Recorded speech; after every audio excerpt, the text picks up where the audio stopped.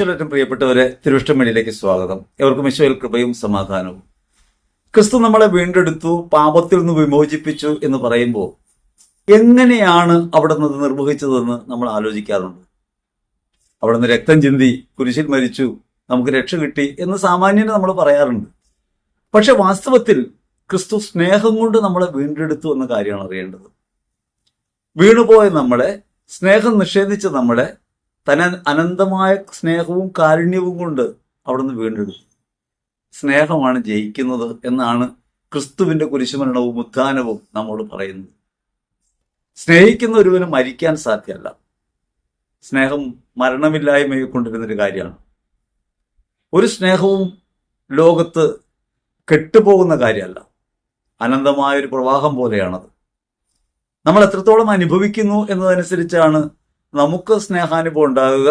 ആ സ്നേഹം വിമോചന മൂല്യമായിട്ട് നമുക്ക് മാറുക. സ്നേഹം കൊണ്ട് മാത്രമേ ഒരുവനെ കീഴടക്കാൻ കഴിയൂ. എനിക്കിപ്പോഴും ഓർമ്മയുണ്ട്, സ്കൂളിൽ ഞാൻ പഠിക്കുന്ന കാലത്ത് ഞാൻ തീരെ ചെറിയ കുട്ടിയായിരുന്നു. എന്നെക്കാൾ മുതിർന്ന കുട്ടികൾ, ശാരീരികമായും വയസ്സുകൊണ്ടും മൂപ്പുള്ളവർ കൂട്ടത്തിലുണ്ടായിരുന്നു. ആരും പറഞ്ഞാൽ അനുസരിക്കാത്ത ചില കുട്ടികൾ. അങ്ങനെയുള്ള ചില കുട്ടികളെ നിയന്ത്രിക്കുന്ന, വരച്ച വരയിൽ നിർത്തുന്ന ചില അധ്യാപകർ ഞങ്ങളുടെ കൂട്ടത്തിലുണ്ടായിരുന്നു. ഇപ്പോഴും ആളുകൾ പറഞ്ഞുകൊണ്ടിരിക്കുന്നത് കുട്ടികളെ വടികൊണ്ട് നേരിടണമെന്നാണല്ലോ. ഈ വടിയൊന്നും ഏൽക്കാത്ത തരത്തിൽ മൂപ്പുള്ളവർ, അധ്യാപകരെക്കാൾ മുഴുപ്പുള്ളവർ, അവരെങ്ങനെയാണ് അടിച്ചൊതുക്കാൻ കഴിയുക? സാധ്യമല്ലാത്ത കാര്യമാണ്. ഞാൻ ഇപ്പോഴും ഓർക്കുന്നുണ്ട്, ചുണ്ടിലെപ്പോഴും ഒരു പുഞ്ചിരിയുള്ള, കണ്ണുകളിൽ ആർദ്രമായ സ്നേഹമുള്ള ഒരു അധ്യാപിക ഞങ്ങൾക്കുണ്ടായിരുന്നു. ശാന്ത എന്നാണ് ടീച്ചറിന്റെ പേര്. ശാന്ത ടീച്ചറിന്റെ മുൻപിൽ മുട്ടുമുടക്കാത്ത ഒരു വമ്പനും ഞങ്ങളുടെ സ്കൂളിലുണ്ടായിരുന്നില്ല. അല്പം പോലും ദേഷ്യപ്പെടാത്ത, പരുക്കനായ വാക്കൊന്നും പറയാത്ത, വടി കയ്യിലെടുക്കാത്ത ശാന്ത ടീച്ചർ അല്പനേരം നോക്കി നിന്നാൽ എത്ര ശാഠ്യമുള്ള കുട്ടിയും ശാന്തനാവും. എത്രത്തോളം ബഹളം വെച്ചുകൊണ്ട് നിൽക്കുന്ന സമയത്തും ഈ അധ്യാപിക വളരെ കരുതലോടെ അവരെ കൈകാര്യം ചെയ്യുന്നത് ഞാൻ കണ്ടിട്ടുണ്ട്. എന്നെ സംബന്ധിച്ച് ഞാൻ കണ്ടു നിന്ന കാഴ്ചയാണത്. എനിക്ക് നേരിട്ട് അനുഭവമുള്ള കാര്യമല്ല. ഞാൻ അനുസരണമുള്ള കുട്ടിയായിരുന്നു, ഭയമുള്ള കുട്ടിയായിരുന്നു. പക്ഷേ പൊതുവിൽ എല്ലാവരും നിഷേധികളെന്ന് വിളിക്കുന്ന, സ്കൂളിലെ ബാക്ക് ബെഞ്ചിൽ മാത്രം ഇടമുള്ള, എല്ലാ ബഹളങ്ങൾക്കും ഇടയിൽ ഉയർന്നു കാണാവുന്ന ചില ആളുകളെ ഈ അധ്യാപിക നിസ്സാരമായി കീഴ്പ്പെടുത്തുന്നത് ഞങ്ങൾ കണ്ടിട്ടുണ്ട്. ആ ടീച്ചറുടെ മുമ്പിൽ നിൽക്കുമ്പോൾ അവർ കൊച്ചുകുട്ടികളായി മാറിപ്പോകും. സ്നേഹം അങ്ങനെയാണ്. എത്ര നിഷേധഭാവത്തെയും സ്നേഹം ശിശുവാക്കി മാറ്റും. സ്നേഹം ഏത് അക്രമത്തെയും പരാജയപ്പെടുത്തും. ക്രിസ്തു വെളിപ്പെടുത്തിയത് തന്റെ സ്നേഹമാണ്. ആ സ്നേഹം കുരിശിൽ വെളിപ്പെട്ടപ്പോൾ ആ കുരിശിലേക്ക് നോക്കുന്നവർക്ക് എതിർത്ത് നിൽക്കാൻ കഴിയാതെ പോയി. അക്രമങ്ങളെയും പാപത്തെയും ഈ ഭൂമിയിൽ നിന്ന് ഇല്ലായ്മ ചെയ്യാൻ ക്രിസ്തു നമുക്ക് നൽകുന്ന ഏറ്റവും വലിയ അടയാളം തന്റെ സ്നേഹാർപ്പണത്തിൻ്റെതാണ്. ഈ സ്നേഹം മൂലമാണ് പാപം മോചിക്കപ്പെടുകയെന്ന്, പാപത്തിൽ നിന്ന് മനുഷ്യൻ വീണ്ടെടുക്കപ്പെടുകയെന്ന് ദൈവത്തിനറിയാം. അതുകൊണ്ട് അനന്തകാരുണ്യവും സ്നേഹവും ഭൂമിയിൽ മനുഷ്യനായി അവതരിച്ചു. നമുക്ക് സ്നേഹം അനുഭവിക്കാൻ കഴിയുന്നത് മനുഷ്യനിലൂടെയാണ്. വാക്കുകൊണ്ട് പറഞ്ഞിട്ട് കാര്യമില്ല. പഴയ നിയമത്തിൽ പലയിടത്തും ദൈവത്തിന്റെ സ്നേഹത്തെക്കുറിച്ച് പറയുന്നുണ്ട്. ശിക്ഷണം പോലും സ്നേഹത്തിന്റെ ഭാഗമായിട്ടുള്ളതാണ്. പക്ഷേ ആ സ്നേഹം മനുഷ്യർക്ക് അനുഭവപ്പെടണമെങ്കിൽ മനുഷ്യനിൽ നിന്ന് ലഭിക്കണം. ക്രിസ്തു ഭൂമിയിൽ വന്ന് സ്നേഹം കൊണ്ട് ലോകത്തിന്റെ പാപത്തെ കഴുകുകയാണ്. ലോകത്തിന്റെ പാപത്തെ കഴുകാനും പാപത്തിന്റെ ചെളിക്കുണ്ടിൽ നിന്ന് മനുഷ്യനെ വീണ്ടെടുക്കാനും ക്രിസ്തുവിന്റെ കയ്യിലുള്ളത് സ്നേഹമാണ്. ആ സ്നേഹം വെളിപ്പെട്ടതാകട്ടെ കുരിശിലുമാണ്. 1 യോഹന്നാൻ 3:16 പറയും, ക്രിസ്തു തന്റെ ജീവൻ പരിത്യജിച്ചു എന്നതിൽ നിന്ന് സ്നേഹം എന്തെന്ന് നാം അറിയുന്നു. നാമും സഹോദരർക്ക് വേണ്ടി ജീവൻ പരിത്യജിക്കാൻ വിളിക്കപ്പെടുന്നു. ഒരു സ്നേഹത്തിന്റെ കൈമാറ്റമാണ്. ഈ സ്നേഹ കൈമാറ്റത്തിന് അടയാളമായിട്ട് നമ്മുടെ മുമ്പിലുള്ളത് അവൻ നമുക്ക് വേണ്ടി മരിച്ചു എന്നുള്ളതാണ്. ലോകത്തിന്റെ ഭാഗത്തായിരിക്കെ, ഭൗതികമായ ചിന്തകളിൽ മുഴുകിയിരിക്കെ, അല്പം പോലും ദൈവത്തെ അംഗീകരിക്കാത്തൊരു കാലത്ത് എന്നെയും വീണ്ടെടുത്തത് ഈ സ്നേഹാനുഭവമാണ്. അവൻ എനിക്ക് വേണ്ടി മരിച്ചുവെന്നും എന്തിനാണ് അവൻ ഈ പീഡകൾ സഹിച്ചതെന്നുള്ള ചിന്തയാണ് ക്രിസ്തുവിന്റെ സ്നേഹത്തിലേക്ക് എന്നെ ആകൃഷ്ടനാക്കിയത്. എപ്പോ ക്രിസ്തുവിലേക്ക് നോക്കുന്നുവോ, അവന്റെ സ്നേഹത്തെ തിരിച്ചറിയുന്നുവോ, അപ്പോ നമ്മിൽ പശ്ചാത്താപം ജനിക്കും. നമ്മുടെ കുറവുകൾ നമുക്ക് ബോധ്യപ്പെടും. തിരികെ നടക്കാൻ ബലം നൽകുന്നത് ക്രിസ്തുവിന്റെ സ്നേഹമാണ്. 2 കൊരിന്ത്യർ 5:14 ശ്ലീഹ പറയുന്നുണ്ട്, ഒരുവൻ എല്ലാവർക്കും വേണ്ടി മരിച്ചുവെന്നും അങ്ങനെ എല്ലാവരും മരിച്ചുവെന്നും ഞങ്ങൾക്ക് ബോധ്യമുള്ളതിനാൽ ക്രിസ്തുവിന്റെ സ്നേഹം ഞങ്ങൾക്ക് ഉത്തേജനം നൽകും. ആ ഉത്തേജനമാണ് ക്രിസ്തുവിന്റെ സ്നേഹം പ്രഘോഷിക്കാൻ, ക്രിസ്തുവിലായിരിക്കാൻ, ക്രിസ്തുവിനെ പ്രതി ജീവിതം അർപ്പിക്കാൻ നമുക്ക് ഉത്തേജനം നൽകുന്നത്. നമ്മുടെ വ്യക്തിപരമായ കഴിവും ശേഷിയും കൊണ്ടല്ല ഈ സ്നേഹാനുഭവത്തിലേക്ക് നാം വിളിക്കപ്പെടുന്നത്. അത് ദൈവം സ്നേഹിക്കുമ്പോഴാണ്. അനുതാപം ജനിക്കുന്നത് സ്നേഹത്തിൽ നിന്നാണ്. നമ്മളിന്ന് വിശ്വാസത്തിലേക്ക് ആളുകളെ ആനയിക്കാൻ വേണ്ടി പൈശാചികതയെക്കുറിച്ച് ഭയപ്പെടുത്തുന്നു, നിങ്ങളുടെ കാര്യങ്ങൾ കാണാൻ ദൈവത്തെ ആശ്രയിക്കാൻ പറയുന്നു. പലപ്പോഴും ലോകം പോലും തെറ്റിദ്ധരിക്കുകയാണ് പ്രാർത്ഥന എന്നാൽ സ്വന്തം കാര്യങ്ങൾ ആവശ്യപ്പെടുന്നൊരു വേദിയാണെന്ന് തെറ്റിദ്ധരിക്കുകയാണ്. അങ്ങനെ സ്വന്തം ആഗ്രഹങ്ങൾ വെളിപ്പെടുത്താനുള്ളൊരു വേദിയാണ് പ്രാർത്ഥനയെന്ന് ഒരു തെറ്റിദ്ധാരണ പരക്കെ അംഗീകരിക്കപ്പെട്ടിട്ടുണ്ട്. അതൊരു പൊതുബോധമായി മാറിയിട്ടുണ്ട്. വാസ്തവത്തിൽ ദൈവം നമുക്ക് എന്ത് നൽകുന്നു എന്നതിനെക്കുറിച്ചല്ല, ക്രിസ്തുവിൽ അവിടെ നിന്ന് നമ്മെ എത്രമാത്രം സ്നേഹിച്ചു എന്നതാണ് നമ്മെ പശ്ചാത്താപത്തിലേക്ക് നയിക്കുന്നത്, അനുതാപത്തിലേക്ക് നയിക്കുന്നത്, വിശുദ്ധീകരണത്തിലേക്ക് നയിക്കുന്നത്. ആ സ്നേഹം നമ്മെ നിർബന്ധിക്കുന്നു. അവന്റെ സ്നേഹം നമ്മുടെ മുമ്പിൽ വരുമ്പോൾ നമ്മുടെ സ്നേഹത്തിന്റെ പരിമിതികളെ നാം തിരിച്ചറിയുന്നു. സ്നേഹത്തിന്റെ പരിമിതിയാണ് പാപം. ക്രിസ്തുവിനെ സ്നേഹിക്കാൻ കഴിയാത്ത വിധം ലോകത്തോടുള്ള ക്രമവിരുദ്ധമായ സ്നേഹമാണ് പാപമെന്ന് കാറ്റക്കിസം ഓഫ് കാത്തലിക് ചർച്ച് പഠിപ്പിക്കുന്നുണ്ട്.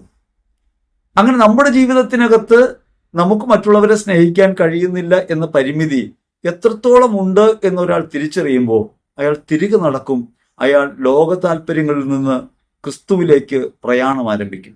ആ പ്രയാണമാണ് ക്രൈസ്തവ ജീവിതം. അങ്ങനെ ആയിരിക്കേണ്ടതാണ്. പക്ഷെ ഇന്ന് നമ്മൾ കാണുന്നത് എപ്പോഴും ആചാരാനുഷ്ഠാനങ്ങളിൽ ബന്ധിതമായ ആവശ്യങ്ങൾ നേടിയെടുക്കാനുള്ള തീവ്രയത്നമെന്ന നിലയ്ക്ക് കാണപ്പെടുന്ന, അഥവാ നമ്മുടെ ജീവിതത്തിന്റെ കുറവുകളിലേക്ക് കുറ്റപ്പെടുത്തലോടെ നിങ്ങൾ പാപികളാണ് എന്ന വിധത്തിൽ വിരൽ ചൂണ്ടുന്ന ആളുകളെയാണ് നമുക്ക് കാണാൻ പറ്റുക. സുവിശേഷ പ്രഘോഷണം യഥാർത്ഥത്തിൽ പാപത്തിന്റെ അടിമത്തത്തെക്കുറിച്ച് ബോധ്യപ്പെടുത്താനുള്ള സ്ഥലമല്ല. പാപം നമ്മളെ ഭരിക്കുന്നു എന്ന് പറയാനുള്ള സ്ഥലമല്ല. പാപത്തിന്റെ അടിമത്തത്തിൽ നിന്ന് നാം വിമോചിതരായിട്ടുണ്ട് എന്നതാണ് സുവിശേഷം. ഈ ലോകം പാപത്തിന്റെ അടിമത്തത്തിലാണ് എന്ന് നമ്മൾ ഇപ്പോഴും കരുതുന്നുവെങ്കിൽ ക്രിസ്തുവിന്റെ സ്നേഹം നാം തിരിച്ചറിഞ്ഞിട്ടില്ലെന്ന് വേണം കരുതാൻ. നമുക്കൊരാൾ ക്ഷമിക്കാൻ കഴിയാതെ വരുന്നത് ക്രിസ്തു എന്നെ സ്നേഹിച്ചു എന്ന അനുഭവം എനിക്കില്ലാത്തതുകൊണ്ടാണ്. ക്രിസ്തു എന്നെ സ്നേഹിച്ചു എന്ന അനുഭവം എനിക്കുണ്ടെങ്കിൽ നിശ്ചയമായും ഒരാളെയും തള്ളിക്കളയാൻ പിന്നെ നമുക്ക് സാധ്യമല്ല. കാരണം നാം നല്ലവരായിരിക്കുമ്പോഴല്ലല്ലോ ക്രിസ്തു നമ്മളെ സ്നേഹിച്ചത്. നാം ശ്രേഷ്ഠരായിരിക്കുമ്പോഴല്ലല്ലോ അവിടെ നിന്ന് ചേർത്ത് പിടിച്ചത്. ചുങ്കസ്ഥലത്ത് നിന്ന് മത്തായിയെ വിളിക്കുന്ന ക്രിസ്ത്യാനികളായവരെല്ലാം കൊന്നുതള്ളാൻ ശ്രമിക്കുന്ന സാവൂളിനെ ദമാസ്കസിലേക്കുള്ള യാത്രാമധ്യേ ക്രിസ്തു വിളിക്കുന്നത് ഈ സ്നേഹം വെളിപ്പെടുത്തിയിട്ടാണ്. ക്രിസ്തു നിങ്ങളെ സ്നേഹിക്കുന്നു, ക്രിസ്തു ഈ ലോകത്തെ സ്നേഹിക്കുന്നു, എല്ലാവരെയും ക്രിസ്തു സ്നേഹിക്കുന്നു എന്ന ഒരു സാമാന്യതയിൽ നിന്ന് വ്യക്തിപരമായൊരു അനുഭവമായിട്ട് സ്നേഹം മാറുമ്പോൾ ഈ ലോകത്തെ സ്നേഹിക്കാതിരിക്കാൻ നമുക്ക് സാധ്യമല്ല. ഈ ലോകത്ത് ആരെയും തള്ളിമാറ്റാൻ നമുക്ക് സാധ്യമല്ല. അതുകൊണ്ട് അറിയേണ്ടത് പാപത്തിന്റെ അടിമത്തത്തിലല്ല ലോകം. പാപം ഉണ്ടാകുന്നത് എങ്ങനെയാണ്? ഈ സ്നേഹം അറിയാതെ പോകുമ്പോഴാണ്. അതുകൊണ്ട് ഏതൊരുവൻ പാപത്തിലാകുന്നുവോ, എവിടെ അക്രമം പെരുകുന്നുവോ, ക്രിസ്തുവിനെ അറിഞ്ഞില്ലെന്ന് വേണം കരുതാൻ. ക്രിസ്തുവിനെ എങ്ങനെ അറിഞ്ഞില്ല? അവന്റെ സ്നേഹത്തെ അറിഞ്ഞില്ല. യേശുക്രിസ്തു ദൈവമാണ് എന്ന് ഈ ലോകത്തിനറിയാം. യേശുക്രിസ്തു പ്രവാചകനാണെന്ന് വിശ്വസിക്കുന്നവർ, നല്ല ഗുരുവാണെന്ന് വിശ്വസിക്കുന്നവർ, അങ്ങനെ വിവിധങ്ങളായി യേശുവിനെ കുറിച്ചുള്ള ഭാഷ്യങ്ങൾ ചമയ്ക്കുന്ന ലോകമാണ് നമ്മുടേത്.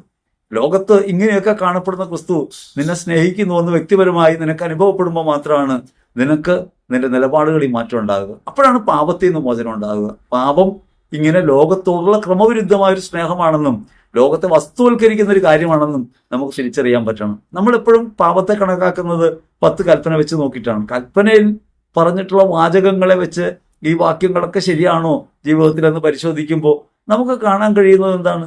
അവിടെ പാപത്തെ പോലും നമ്മൾ മനസ്സിലാക്കുന്നത് ഒരു സ്നേഹവിരുദ്ധമായ പ്രവൃത്തിയായിട്ടല്ല. പാപം യഥാർത്ഥത്തിൽ സ്നേഹത്തിന് വിരുദ്ധമായ പ്രവൃത്തിയാണ്. സ്നേഹമാകട്ടെ അവരന് വേണ്ടി സ്വയം അർപ്പിക്കുന്ന പ്രവൃത്തി. ഇങ്ങനെ അവരന് വേണ്ടി സ്വയം അർപ്പിക്കാൻ കഴിയാതെ പോകുമ്പോൾ സ്നേഹിക്കാതെ പോവുകയാണ്. അപ്പോൾ ലോകം വരൾച്ചയിലാണ്ട് പോകും. ലോകത്ത് സമസ്ത മനുഷ്യരും അനുഭവിക്കുന്ന വ്യാകുലങ്ങൾക്ക് പരിഹാരമായിട്ടുള്ളത് സ്നേഹം മാത്രമാണ്. സ്നേഹവും കരുണയും ഇല്ലാത്തതാണ് യുദ്ധത്തിന് കാരണം. എല്ലാ യുദ്ധങ്ങളും കണ്ണീരിലാഴ്ത്തുന്നതാണ്, രക്തം ചൊരിയുന്നതാണ്. എല്ലാ യുദ്ധങ്ങളിലും മനുഷ്യൻ പറയുന്നത് സ്നേഹനിഷേധമാണ്. അവരെന്നെ സ്നേഹിക്കാൻ കഴിയാതെ പോകുന്നു, അവരെന്റെ കുറവുകളെ സ്വീകരിക്കാൻ കഴിയാതെ പോകുന്നു എന്ന ഈ അടിസ്ഥാനമായ പ്രശ്നത്തെ നാം ചർച്ച ചെയ്യുന്നില്ല. ഒരുവൻ വിശക്കുന്നു, നമുക്കത് കാര്യമായിട്ട് തോന്നാത്ത എന്തുകൊണ്ടാണ്? നമുക്ക് അവനോട് സ്നേഹമില്ലാത്തതുകൊണ്ടാണ്. അങ്ങനെ ഈ ലോകത്തെ സകല മനുഷ്യരെയും സ്നേഹിക്കാൻ, എല്ലാവരെയും ഉൾക്കൊള്ളാൻ, എല്ലാവരെയും ചേർത്ത് പിടിക്കാൻ നമുക്ക് കൽപ്പ് നൽകുന്നത് ക്രിസ്തു നമ്മെ സ്നേഹിക്കുന്നുവെന്ന ഒരു അനുഭവമാണ്. സുവിശേഷത്തിൽ മിസ്റ്റർ ലൂക്കാ സുവിശേഷം 7-ാം അധ്യായത്തിൽ 36 മുതൽ 50 വരെ തിരുവചനങ്ങളിൽ ഇങ്ങനൊരു സ്നേഹാനുഭവം നമുക്ക് കാണാം. ഫരിസേയനായ ശിമയോൻ യേശുവിനെ വിരുന്നിന് ക്ഷണിക്കുകയാണ്. യേശു വിരുന്നിലൊക്കെ പങ്കെടുക്കുന്നയാളാണ്. യേശു വിരുന്നിൽ പങ്കെടുക്കുന്നതിനാണ്. ഓരോ വിരുന്നുകൾക്കകത്തും യേശുവിന് സുവിശേഷം പറയാനുണ്ട്. യേശു ഭക്ഷണക്കൊതിയനാണ്, വീഞ്ഞുകുടിയനാണ് എന്നൊക്കെ ആക്ഷേപങ്ങളെന്ന് കേൾക്കുന്നുണ്ട്. പക്ഷെ യേശു വിരുന്നുകൾ പങ്കെടുക്കും. ആ വിരുന്നുകളിൽ പങ്കെടുക്കുമ്പോൾ ഓരോ വിരുന്നിനും അകത്തുള്ള പിഴവുകളെ, സ്നേഹവിരുദ്ധതയെ യേശു ചൂണ്ടിക്കാട്ടും. അവിടെ യേശു ചെല്ലുമ്പോൾ ശിമയോൻ കാര്യമായി സ്വീകരിച്ചു, ഭക്ഷണമേശയിൽ ഇരുത്തുന്നു. ആ സമയത്താണ് പാപിനിയായ ഒരു സ്ത്രീ വരുന്നത്. കയ്യിൽ ഒരു വെൺകൽ ഭരണി നിറയെ സുഗന്ധതൈലവുമായി. അവളുടെ ജീവിതത്തിന്റെ ശ്രദ്ധാകേന്ദ്രമായിരുന്ന സ്നേഹത്തിന്റെ ഏറ്റവും ഊഷ്മളമായ ഭാവമായിരുന്ന ഒന്നാണ് സുഗന്ധം. അവർക്ക് ഏറ്റവും ഇഷ്ടപ്പെട്ട ഒന്ന്. നമുക്കൊക്കെ അങ്ങനെ ജീവിതത്തിൽ ഇഷ്ടപ്പെട്ട കാര്യങ്ങളുണ്ട്. നമ്മൾ വിചാരിക്കുന്നത് അത് സ്നേഹത്തിന്റെ അടയാളമാണെന്നാണ്. നമുക്ക് സുഗന്ധം ഉണ്ടാകുന്ന ഇഷ്ടമാണ്, വർണ്ണങ്ങൾ ഇഷ്ടമാണ്, ഓരോരോ താല്പര്യങ്ങളിൽ നമ്മളിങ്ങനെ കുടുങ്ങിക്കിടപ്പുണ്ട്. ആ താല്പര്യങ്ങളെ നമ്മൾ മറികടക്കുമ്പോൾ മാത്രമേ സ്നേഹപ്രവൃത്തിയായിട്ട് മാറൂ. അവൾ അങ്ങനെ വന്ന് യേശുവിന്റെ കാൽപാദത്തിലിരുന്ന് യേശുവിന്റെ കാല് കണ്ണീരുകൊണ്ട് കഴുകി മുടി കൊണ്ട് തുടച്ച് യേശുവിന്റെ കാൽപാദങ്ങളിൽ ഈ തൈലം പൂശുന്നു. ആ പ്രവൃത്തിക്കകത്ത് എന്താണ് ഇത്ര മഹാത്മ്യമുള്ളത്? ശിമയോൻ എന്ന് പറഞ്ഞ ഫരിസേയൻ അപ്പോൾ വിരുദ്ധമായിട്ട് ചിന്തിക്കുകയാണ്. യേശുവിനെ ക്ഷണിച്ചതാണ്, വിരുന്നിൽ പങ്കെടുപ്പിക്കുന്നതാണ്, യേശുവിനോട് ഇഷ്ടമൊക്കെ ഉണ്ട്. പക്ഷെ അതേസമയം തന്നെ ഇവളെ മനസ്സിലാകുന്നില്ലേ? ഇപ്പോൾ പാപിനിയാണ്. അന്ന് പാപിനി എന്ന് പറഞ്ഞാൽ എങ്ങനെയായിരിക്കണം? ഒന്നില്ലെങ്കിൽ ചുങ്കക്കാരന്റെ ഭാര്യ ആയിരിക്കണം, അല്ലെങ്കിൽ അവൾ വ്യഭിചാരിണിയായിരിക്കണം. പരസ്യമായ ഒരാളെ പാപി എന്ന് പറയുന്ന അത്തരത്തിലൊക്കെയാണ്. അങ്ങനെ കരുതുന്നൊരു സമയത്താണ് ഇങ്ങനൊരു സ്ത്രീ വന്ന് യേശുവിന്റെ കാലിൽ പിടിക്കുന്നത്. അപ്പൊ അങ്ങനെ കാലിൽ തൊട്ടപ്പോൾ ഇവന് മനസ്സിലായില്ലെന്നാണ് ശിമയോൻ ചിന്തിക്കുന്നത്. നമ്മൾ ആലോചിക്കണം, ശരീരത്തോട് മുട്ടുമ്പോഴുണ്ടാകുന്ന വൈകാരിക തലമാണ് ഒരാളെ മനസ്സിലാക്കാനുള്ളതെന്നാണ് ഇവിടെ ഈ ശിമയോൻ കരുതുന്നത്. ഇന്ന് നമ്മൾ അങ്ങനെയാണ്. ശരീരത്തെ പ്രധാനമായിട്ട് കാണും, ഹൃദയത്തെ പ്രധാനമായിട്ട് കാണുന്നില്ല. സ്നേഹവും ബന്ധവും ഒക്കെ ഉടലെടുക്കുന്ന ഹൃദയത്തിലാണ്. ശരീരം എന്ന് പറയുന്നത് അത് പ്രകടിപ്പിക്കാനുള്ള സ്ഥലമായിട്ട് മാറാം. പക്ഷേ ശരീരമാണ് കേന്ദ്രം എന്ന് വരുമ്പോൾ അത് അബദ്ധമായി മാറും. ശിമയോൻ വിചാരിക്കുന്നത് ഇവൾ സ്പർശിച്ചിട്ട് ഇവൻ തിരിച്ചറിയാതെ പോകുന്നത് എന്തുകൊണ്ടെന്നാണ്. യേശുവിനെ ഒരാൾ സ്പർശിക്കുമ്പോൾ യേശുവിന്റെ ശരീരത്തിലല്ല അയാൾ സ്പർശിക്കുന്നത്, യേശുവിന്റെ ആത്മാവിലാണ്. യേശുവും സ്പർശിക്കുന്നത് ആത്മാവിലാണ്. ശിമയോനെ തിരിച്ചറിയാൻ ഒരു നിവൃത്തിയില്ല. ഇന്നും നമുക്ക് തിരിച്ചറിയാൻ പറ്റാതെ പോകുന്നുണ്ട്. ശാരീരിക ബന്ധങ്ങളൊക്കെ നമ്മൾ കരുതുന്നത് സ്നേഹത്തിന്റെ പ്രകാശനായിട്ടാണ്. വാസ്തവത്തിൽ ഹൃദയം ജ്വലിക്കുമ്പോഴാണ്, സ്നേഹം ഉണ്ടാകുമ്പോഴാണ് ശരീരവും ജീവിതത്തിലെ എല്ലാ പ്രവൃത്തികളും സ്നേഹസ്മരണമായ അനുഭവത്തിലേക്ക് വരുന്നത്. അപ്പോഴാണ് പരസ്പരം നൽകുന്ന, ആനന്ദം നൽകുന്ന പ്രവൃത്തിയൊക്കെയായി ലൈംഗികത പോലും മാറിത്തീരുക. അങ്ങനെ ഇല്ലെങ്കിൽ അതൊരു വരൾച്ചയാകും, അതൊരു വ്യഭിചാരമായിട്ട് മാറും. യേശുവിന്റെ കാൽപാദത്തിൽ സ്പർശിക്കുന്ന ഈ സ്ത്രീ യേശുവിനെ അനുഭവിക്കുന്നത് യേശുവിന്റെ അനന്തമായ കാരുണ്യത്തെയാണ്. ആ കാരുണ്യമാകട്ടെ ദൈവത്തിൽ നിന്നൊഴുകുന്ന കാരുണ്യമാണ്.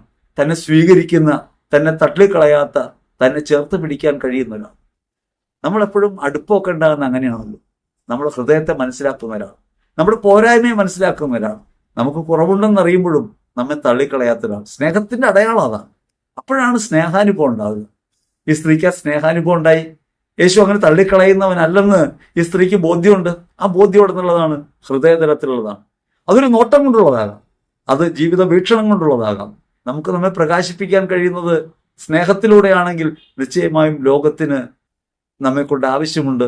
ലോകത്തിന്റെ പാപത്തിന് പരിഹാരമായി നമ്മുടെ ജീവിതം മാറും. ഈ സ്ത്രീ കാലിൽ സ്പർശിക്കുമ്പോൾ ക്രിസ്തു അവളുടെ ഹൃദയത്തെ അറിയുന്നുണ്ട്, ഹൃദയവ്യഥ അറിയുന്നുണ്ട്, അവളുടെ നൊമ്പരങ്ങൾ അറിയുന്നുണ്ട്, അവളുടെ ആത്മാവിന്റെ സ്ഥിതി അറിയുന്നുണ്ട്. യേശു ഇപ്രകാരം അവൾ കാൽപാദം കഴുകുമ്പോൾ ഫരിസേയനായ ശിമയോൻ ഉള്ളിൽ ചിന്തിക്കുന്നുണ്ട്, ഇന്ന് ഈ പാപിനി ഇവനെ തൊട്ടിട്ട് ഇവനെന്താ അറിയാത്തത്? യേശു പറയുന്നു, ഞാനിവിടെ വന്നു, നീ എൻ്റെ കാലിൽ കഴുകിയില്ല. നീ എൻ്റെ കാൽപാദം തുടച്ചില്ല, നീ എൻ്റെ ശിരസിൽ തൈലം പൂശിയില്ല. ഇവളാകട്ടെ ഇവിടെ വന്നതിന് ശേഷം എൻ്റെ കാൽപാദം സ്വന്തം കണ്ണീരുകൊണ്ട് കഴുകുന്നു, മുടി കൊണ്ട് തുടയ്ക്കുന്നു, തൈലം പൂശുന്നു. അവൾ അതിനൊന്നും വിരമിക്കുന്നില്ല. അവൾ ഹൃദയത്തിൽ അഗാധമായ സ്നേഹം ജ്വലിക്കുന്നവളായിട്ട് മാറുകയാണ്. ക്രിസ്തു സാമീപ്യം നമുക്ക് നൽകേണ്ട ഏറ്റവും പ്രധാനപ്പെട്ട ഒരു കാര്യത്തെക്കുറിച്ച് ഇവിടെ പറയുന്നത്. കാരുണ്യമുള്ള, അനുകമ്പയുള്ള, അകമഴിഞ്ഞ് അവരെന്നെ സ്വീകരിക്കുന്ന ഒരു ഹൃദയഭാവം നമുക്കുണ്ടാകുന്നതിന്റെ പേരാ സ്നേഹം. ക്രിസ്തുവിൽ നിന്ന് ആ സ്നേഹം ഒഴുകുന്നത് കൊണ്ട് അവൾ അവന് മുൻപിൽ കരയുകയാണ്, കണ്ണീരുകൊണ്ട് പാദം കഴുകുകയാണ്. യേശു ചോദിക്കുന്നത്, ഒരു ഉത്തമർണന് 2 കടക്കാരുണ്ടായിരുന്നു. ഒരാൾ 500 ഒരാൾ 2 ധനാറയാണ് കടമുള്ളവരായിരുന്നു. ആരാണ് അവനെ കൂടുതൽ സ്നേഹിക്കുക? ആ കടം വിളച്ചു കൊടുത്തു കഴിയുമ്പോൾ ആരാണ് അവനെ സ്നേഹിക്കുക? അവിടെ അവർ പറയുന്നുണ്ട്, കൂടുതൽ ഇളവ് കിട്ടിയവൻ. ആ കൂടുതൽ ഇളവ് കിട്ടിയ ആളാണ് കൂടുതൽ സ്നേഹിക്കുക. അവളോട് നിരവധിയായ പാപങ്ങൾ ക്ഷമിച്ചിരിക്കുന്നു, അതുകൊണ്ട് അവൾ കൂടുതൽ സ്നേഹിക്കുന്നു. നേരെ തിരിച്ചും ഒരു കാര്യം നമുക്ക് ആലോചിക്കാം. കൂടുതൽ സ്നേഹിക്കുന്നു, അതുകൊണ്ട് കൂടുതൽ പാപക്ഷമ സ്വീകരിക്കുന്നു. യേശു ലോകത്തെ മുഴുവൻ സ്നേഹിക്കുന്നത് ഹൃദയപൂർവകമായിട്ടാണ്, അകമഴിഞ്ഞിട്ടാണ്. മനുഷ്യന്റെ കുറവുകളെ കുറ്റപ്പെടുത്തിക്കൊണ്ടല്ല ക്രിസ്തു ലോകത്തേക്ക് വരുന്നത്. മനുഷ്യൻ വീണു പോയവിടത്തു നിന്ന് അവനെ എഴുന്നേൽപ്പിക്കാനാണ്. ഒരു കുട്ടി വീണു പോകുമ്പോൾ നീ വീണത് നിന്റെ കയ്യിലിരിപ്പ് കൊണ്ടാണെന്ന് പറഞ്ഞ് അവനെ അടിക്കുന്നതാണോ, അവനെ എഴുന്നേൽപ്പിച്ച് ചേർത്ത് പിടിക്കുന്നതാണോ ഉചിതം? പലപ്പോഴും നമ്മുടെ മാതാപിതാക്കന്മാരൊക്കെ കുട്ടികൾ വീണാൽ, പണ്ടൊക്കെ, ഇപ്പോഴൊക്കെ അങ്ങനെയില്ല, പണ്ടൊക്കെ ഒറ്റ അടിയാണ് ആദ്യം കൊടുക്കുക. കാരണം പറഞ്ഞത് കേൾക്കാഞ്ഞിട്ടല്ലേ വീണത്, ശ്രുതി കാട്ടിയിട്ടല്ലേ വീണതെന്ന് പറഞ്ഞുകൊണ്ടാണ്. പക്ഷെ യഥാർത്ഥത്തിൽ ആ വീഴ്ചയിൽ അവൻ അനുഭവിക്കേണ്ട സ്നേഹാനുഭവം എന്താണ്? ചേർത്ത് പിടിച്ചിട്ട് മേലിൽ ഇങ്ങനെ ചെയ്യരുത് എന്ന് പറയുന്നതല്ലേ. അങ്ങനെ പറഞ്ഞിരുന്നെങ്കിൽ പിന്നെ ഒരിക്കലും ചെയ്യാൻ കഴിയില്ല. സ്നേഹഭാവം എപ്പോഴും പാപത്തിൽ നമ്മെ വിമോചിപ്പിക്കുന്നതായിട്ട് മാറും. എനിക്കറിയാവുന്ന ഒരു സഹോദരൻ 8ാം ക്ലാസ്സിൽ വെച്ച് സിഗരറ്റ് വലിച്ചു. ഞാനിത് അവനോട് ചോദിക്കാൻ കാരണം, അവൻ മദ്യപിക്കുന്നൊക്കെ ഉണ്ട്, പക്ഷെ സിഗരറ്റ് വലിക്കുന്നില്ല. അപ്പൊ സിഗരറ്റ് വലിക്കാത്ത എന്താണെന്ന് ചോദിച്ചപ്പോൾ അവൻ പറഞ്ഞു, അത് ഒരു കാര്യമുണ്ട്, പണ്ടൊരു സംഭവം ഉണ്ടായി. 8ാം ക്ലാസ്സിൽ പഠിക്കുമ്പോൾ സിഗരറ്റ് വലിച്ചു. അങ്ങനെ സിഗരറ്റ് വലിച്ച് ഇടവഴിയിലൂടെ പോകുമ്പോൾ അമ്മയുടെ ഒരു സുഹൃത്ത് ഇവൻ സിഗരറ്റ് വലിക്കുന്നത് കണ്ടു. അവരപ്പം തന്നെ അത് എന്ന് അമ്മയോട് പറഞ്ഞു. സ്കൂൾ വിട്ട് വീട്ടിലെത്തിയപ്പോൾ അമ്മ പൊതിരെ തല്ലി. അങ്ങനെ തല്ലി കലിശമിക്കാതെ അമ്മ പറഞ്ഞു, അപ്പനിങ്ങ് വരട്ടെ, ശരിയാക്കി തരും. അപ്പനെന്ന് പറഞ്ഞാൽ നന്നായിട്ട് മദ്യപിക്കുന്നയാളാണ്. അദ്ദേഹം ഒരു മെക്കാനിക്കാണ്. കൈയൊക്കെ ഇരുമ്പ് പോലെ ഇരിക്കുന്ന കയ്യാണ്. ഞാൻ അദ്ദേഹത്തെ കണ്ടിട്ടുണ്ട്. അപ്പൊ അദ്ദേഹം എങ്ങാനും വന്നാൽ പിന്നെ എന്താ ചെയ്യാന്ന് പറയാൻ പറ്റില്ല. ചിലപ്പോൾ എടുത്ത് നിലത്തിട്ടടി. എന്ത് ചെയ്യുമെന്ന് ഒരു പ്രഡിക്ഷനും സാധ്യമല്ലാത്ത രീതിയിലുള്ള ആളാണ്. വൈകിട്ടായപ്പോൾ പിതാവ് വന്നു, മദ്യപിച്ചിട്ടൊക്കെ ഉണ്ട്. അമ്മ പറഞ്ഞു, ഇവൻ സിഗരറ്റ് വലിച്ചു. അങ്ങനെ സിഗരറ്റ് വലിച്ചു എന്ന് പറഞ്ഞപ്പോൾ മകനെ കയ്യിൽ പിടിച്ച് അപ്പൻ ഒരു തെങ്ങിൻ ചോട്ടിലേക്ക് കൊണ്ടുപോയി. അവൻ വിചാരിച്ചു തെങ്ങൊക്കെ ഇട്ടിട്ട് അടിക്കാനായിരിക്കും. തെങ്ങിന്റെ ചോട്ടിലൊക്കെ ചെന്ന് നിന്നിട്ട് അപ്പം പറഞ്ഞു, മകനെ, സിഗരറ്റ് വലിക്കുമ്പോൾ സൂക്ഷിക്കണം. ആരെങ്കിലും കണ്ടെന്ന് വിചാരിച്ച് പുക അകത്ത് വെക്കരുത്. കാണാതിരിക്കാൻ വേണ്ടി പുക അകത്ത് വെച്ച് രക്ഷപ്പെടാൻ ശ്രമിക്കരുത്. ചിലപ്പോൾ മരിച്ചു പോകും. അതുകൊണ്ട് സിഗരറ്റ് വലിക്കുമ്പോൾ നന്നായിട്ട് സൂക്ഷിക്കണം. അവൻ അത്ഭുതപ്പെട്ടു പോയി. പക്ഷെ ഒരു കാര്യമുള്ളത്, പിന്നീട് ഒരിക്കലും അവൻ സിഗരറ്റ് വലിച്ചില്ല എന്നുള്ളതാണ്. അവന് സിഗരറ്റ് വലിക്കാനേ കഴിഞ്ഞില്ല. ഇതേ തുടർന്ന് ഈ മദ്യപിക്കുന്ന കാര്യമൊക്കെ എന്നോട് പറയാറുണ്ട്. ഞാൻ അവന്റെ മദ്യപാനത്തെ നിരുത്സാഹപ്പെടുത്തുന്ന ഒരു സംഭാഷണം നടത്തിയിട്ടില്ല. അപ്പൊ ഒരു ദിവസം എന്നോട് വന്നിട്ട് പറഞ്ഞു, എനിക്ക് മദ്യപിക്കാൻ തോന്നുന്നു. ഞാൻ പറഞ്ഞു, തൊട്ടടുത്താണ് ബാറുള്ളത്, നിനക്ക് അവിടെ പോയി അടിച്ചുകൂടെ എന്ന് ചോദിച്ചു. പക്ഷെ അതല്ല, നീ അടിക്കണം എന്ന് പറഞ്ഞിങ്ങനെ സമ്മർദ്ദപ്പെടുകയാണ്. അപ്പൊ ഞാൻ പറഞ്ഞു, പൈസ വേണമെങ്കിൽ ഞാൻ തരാം, നീ പോയി കഴിച്ചോളാൻ പറഞ്ഞു. പക്ഷെ എന്തൊരു കഷ്ടമെന്ന് അവൻ ചോദിക്കുന്നത്. ഞാൻ പറഞ്ഞു, ഞാൻ നിന്നെ ഒന്നും പറഞ്ഞില്ല. നിനക്ക് മദ്യപിക്കണമെന്ന് പറഞ്ഞപ്പോൾ അടുത്ത് ബാറുള്ള കാര്യം ഓർമ്മിപ്പിച്ചു. നിനക്ക് ഇനി പൈസ ഇല്ലെങ്കിൽ ഞാൻ തരാമെന്ന് പറഞ്ഞു. കഴിക്കാൻ പറ്റുന്നില്ല. എന്തുകൊണ്ടാണെന്നറിയാം? നമ്മൾ അവനെ നിഷേധിച്ചില്ല, അവന്റെ കുറവിനെ കുറ്റപ്പെടുത്തിയില്ല, അവനെ ചേർത്ത് പിടിച്ചു. അവന്റെ ബലഹീനതയിൽ അവനോടൊപ്പം ഞാനുണ്ട് എന്ന് അവന് തോന്നിയപ്പോൾ അവന് പിന്നെ മദ്യപിക്കാൻ കഴിഞ്ഞില്ല. മദ്യപാനം നിർത്തിയെന്ന് മാത്രമല്ല, അവനുണ്ടാക്കിയിരുന്ന ചില ഏടാകൂടങ്ങളൊക്കെ നിർത്തി അവൻ ക്രിസ്തുവിലേക്ക് തിരിയാണ്. സ്നേഹമാണ് ഒരാളെ വീണ്ടെടുക്കുന്നത്. പാപിനിയായ സ്ത്രീയെ ക്രിസ്തു സ്നേഹിക്കുന്നു എന്ന അനുഭവം അവനിൽ നിന്ന് അവളിലേക്ക് ഒഴുകുന്നുണ്ട്. സ്നേഹം ഒഴുകുന്ന ഹൃദയത്തിൽ നിന്ന് ഹൃദയത്തിലേക്കാണ്. അവൾ ആ ഹൃദയം കൊണ്ട് അത് തൊട്ടറിയുന്നുണ്ട്. തന്നെ തള്ളിക്കളയാത്ത, കുറ്റപ്പെടുത്താത്ത, തന്നെ നിഷേധിക്കാത്ത, കല്ലെറിഞ്ഞു കൊല്ലണം എന്ന് വിധിക്കാത്ത സ്നേഹവാനായ ഒരുവൻ തന്റെ മുമ്പിലിരിക്കുന്നു. അവനെ പ്രതി അവളല്ലാതായി മാറുകയാണ്. അവളുടെ ജീവിതത്തിൽ ഏറ്റവും പ്രധാനമായി കരുതിയിരുന്ന ആ വെൺകൽ ഭരണിയിലെ സുഗന്ധതൈലം അവന്റെ മേൽ ഒഴിക്കുക. സ്നേഹാനുഭവം എപ്പോഴും ചെയ്യുന്ന പ്രവൃത്തി ഇതാ. ദൈവം ഒരിക്കലും മനുഷ്യനെ കുറ്റപ്പെടുത്തിയോ അടിച്ചിട്ടോ അല്ല നേരെയാക്കാൻ ശ്രമിക്കുന്നത്. ദൈവം സ്നേഹിക്കുക. ജോയൽ പ്രവചനത്തിൽ നമുക്ക് കാണാം, അവിടെ ക്രിസ്തുവിന്റെ സ്നേഹം പ്രതീകാത്മകമായി ഒഴുകുന്നുണ്ട്. പ്രവാചക ഗ്രന്ഥം പറയുന്നത് ഇങ്ങനെയാണ്. ആദ്യത്തെ ഭാഗത്ത് പശ്ചാത്തപിക്കുവിൻ, 2-ാം അധ്യായത്തിലാണ് പശ്ചാത്തപിക്കുന്ന കാര്യത്തെക്കുറിച്ചാണ് പറയുന്നത്. ഇങ്ങനെ പശ്ചാത്തപിക്കുവിൻ എന്ന് പറഞ്ഞു കഴിഞ്ഞിട്ട് പിന്നെ പറയുന്നത്, ഞാൻ നിങ്ങളെ വീണ്ടെടുക്കും, നിങ്ങളോട് കരുണ കാണിക്കുന്ന. ജോയൽ പ്രവചനം 2:18 മുതൽ 26 വരെ തിരുവചനങ്ങളിൽ ഫലസമൃദ്ധി നൽകുന്നതിനെ സംബന്ധിച്ച്, അവരുടെ കാരുണ്യം കാണിക്കുന്നതിനെ സംബന്ധിച്ച്, അവരെ സ്നേഹിക്കുന്നതിനെ സംബന്ധിച്ചൊക്കെയാണ് പറയുന്നത്. അതല്ലാതെ അവരെ കുറ്റപ്പെടുത്തുകയല്ല. ഞാൻ നിങ്ങളിങ്ങനെ സ്നേഹിക്കുന്നു, ഞാൻ നിങ്ങളിങ്ങനെ സ്നേഹിക്കും, നിങ്ങൾക്ക് വിളവ് നൽകും, നിങ്ങളെ അനുഗ്രഹിക്കും, നിങ്ങളുടെ കൂടെ ഞാൻ വരും, നിങ്ങളുടെ ജീവിതം ഞാൻ സമ്പുഷ്ടമാക്കുമെന്നാണ് അവിടെ കർത്താവ് പറയുന്നത്. 27-ാം തിരുവചനം പറയാണ്, അങ്ങനെ ഞാൻ നിങ്ങളെ സ്നേഹിക്കുമ്പോൾ നിങ്ങളുടെ മധ്യേ ഞാനുണ്ടെന്ന് നിങ്ങൾ അറിയും. നിങ്ങൾ ഇനി ഒരിക്കലും ലജ്ജിച്ച് തലതാഴ്ത്തുകയില്ല. ഞാൻ ഇസ്രായേലിന് മധ്യമുണ്ടെന്നും ഞാനല്ലാതെ മറ്റൊരു ദൈവമില്ലെന്നും ഞാനല്ലാതെ മറ്റൊരു കർത്താവില്ലെന്നും നിങ്ങൾ അറിയും. അപ്പൊ ദൈവത്തിന്റെ സ്നേഹമാണ് യഥാർത്ഥത്തിൽ നമ്മെ വീഴ്ചയിൽ നിന്ന് വീണ്ടെടുക്കുന്നത്. വീഴ്ചയിൽ നിന്ന് വീണ്ടെടുക്കുന്ന കർത്താവാണ്, സ്നേഹിക്കുന്ന കർത്താവാണ് നമുക്കുള്ളതെന്ന് ബോധ്യം ഉണ്ടാകുമ്പോൾ തെറ്റ് ചെയ്താൽ നമ്മൾ അകന്നു നിൽക്കില്ല. ഇപ്പൊ വീട്ടില് പരീക്ഷയൊക്കെ കഴിഞ്ഞ് കുട്ടികൾ വരുമ്പോൾ ആ കുട്ടികൾ അകന്നു മാറുന്നത് എന്തുകൊണ്ടാണ്? പരീക്ഷ കഴിഞ്ഞ് വരുന്ന കുട്ടിയെ ആദ്യം തന്നെ ക്വസ്റ്റ്യൻ പേപ്പർ വാങ്ങിച്ചിട്ട് ഏതൊക്കെ ഉത്തരം എഴുതിയെന്ന് ആദ്യം ചോദിക്കുക. അപ്പൊ കുട്ടി ചില കാര്യങ്ങൾ തെറ്റ് പറയുമ്പോൾ അടി കൊടുക്കുകയാണ്.